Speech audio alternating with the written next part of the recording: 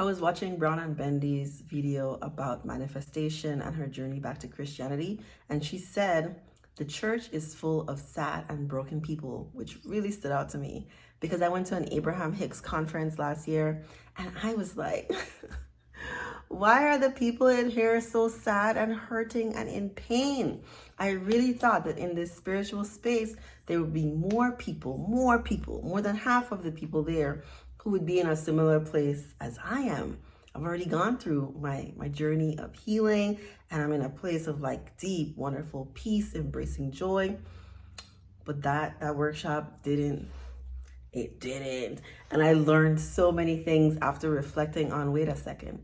So many different types of people are coming even into the spiritual space. If you want to call manifestation spiritual space, that's what I'm really here to talk about. Some people including God in their journey and some people not. Hey, welcome to my channel. I'm Dr. Sharice and this is Spirit Soul Sense, information for your soul. And in the last 6 months to a year or so, I've dived deeper into manifestation, like actually practicing manifestation work. Everyone is manifesting all the time. Most people are manifestors by default, even children manifest, but not all of us are doing intentionally, right? Like your journaling, your affirmations, your wheel. Abraham Hicks has a wheel or something, focus wheel. Not everyone is doing those things, or what lots of people on the internet would call tricks. So as I dive deeper into that, I realized that people were manifesting who weren't of God. Does that make sense?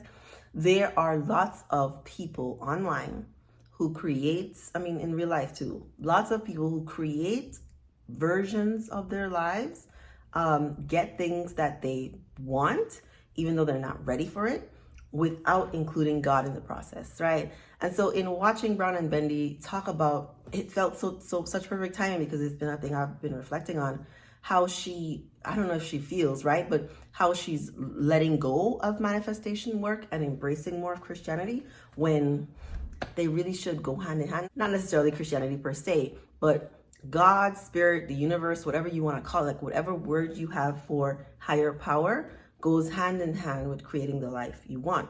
And when you call on God and actually use the spirit, the energy of life to create wonderful, beautiful things in your life, they stick, right? You become in alignment with those things, and there's no difficulty in maintaining them. There's just an ease and a flow that happens when you are creating the life you want, and the universe has also conspired to help you. You've definitely seen this before because you know there are very wealthy people who are terrible, not nice people, not of God, have nothing Jesus-like or Christ-like about them. They are takers and they sort of force things to happen for themselves in their world. Yes, they manifested their life because everything in your world is a reflection of things that you've created, things you've thought of.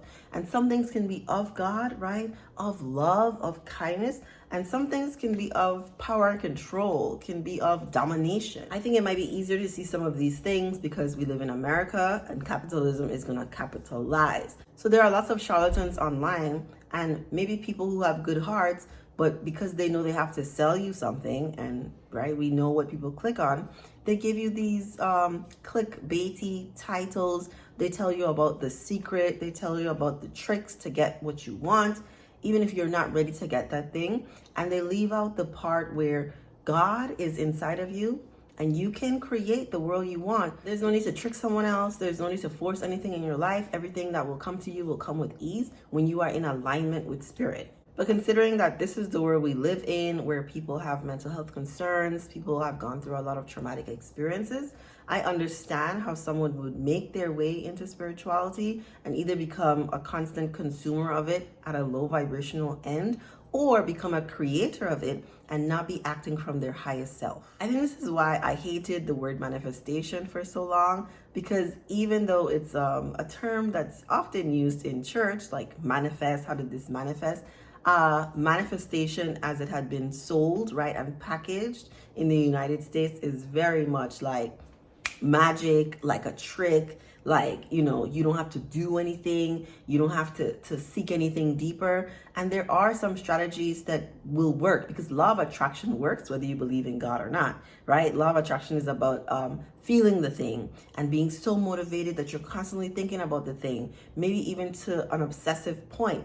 But law of attraction works whether you have a deep, true connection with God or not. But a true connection with God is what will leave you feeling the peace within and be able to enjoy the wonderful things about life. I think this is why Abraham Hicks talks so much about feeling of the thing and feeling what you think you will feel when you get this thing, the house, the relationship, the car, the job, the money that you want.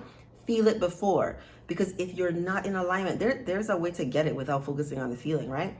But if you're not in alignment with the feeling of joy and enjoying the wonderfulness about life, you'll get the thing and you won't be satisfied.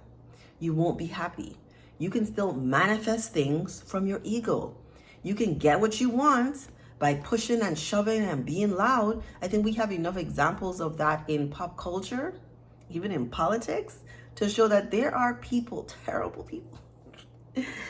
people who get wonderful things from life. But true power is really about having a real, deep, meaningful, one-on-one connection with God, right? Spirit, universe, like, I really don't care what you call it. The fact of the matter is, if you are not cultivating a relationship with the highest version of yourself, with a higher power, with something bigger than yourself, you are missing out on a whole big part of what it means to be a spiritual being on earth, having a human experience. If you're interested in learning about how to have a deeper connection with God, it's really about having a deeper relationship with yourself, which is what I cover so much here on my channel. I have lots and lots of videos on my channel that will teach you how to have a loving, wonderful relationship with yourself so that you can connect with the God within you, so that you can experience as much joy and peace as possible. It's really my mission here on YouTube. If you're enjoying my content, please consider subscribing, giving this video a like, and sharing it with someone you think it may help. Thank you for watching.